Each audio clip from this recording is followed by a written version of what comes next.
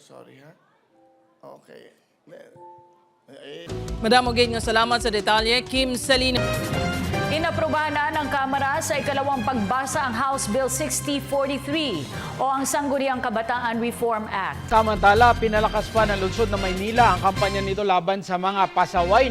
Samantala, hindi tinapos si Janet Lim Napoles ang pagdinig ng Sandigan Bayan 3rd Division.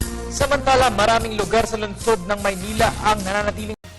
All is set for tomorrow's Metro Manila-wide earthquake drill. Samantalang suportado naman ng Commission on Population of HOPCOM ang plano ni President Rodrigo Duterte. Samantala, tinanong ang mga presidentiables patungkol sa kanilang plano laban sa bandidong... The public may have to wait a little longer for the final report of the National Bureau of Investigation on its probe of the bloody... Meanwhile, government prosecutors maintain that detained former President and now Pampanga Solon Gloria Macapagal Arroyo. Samantala, pinangunahan naman ni Executive Secretary Salvador Medialdea ang kauna-unahang flag raising ceremony sa Malacanang. Almighty God, our Father, bless this wonderful nation. Protect us from physical and spiritual war, from fear and confusion, from separation and division.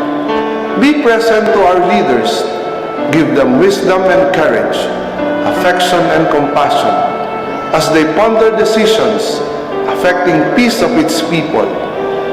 Make us more deeply aware of our beginnings, remembering not only our rights, but also our duties and responsibilities as a citizen.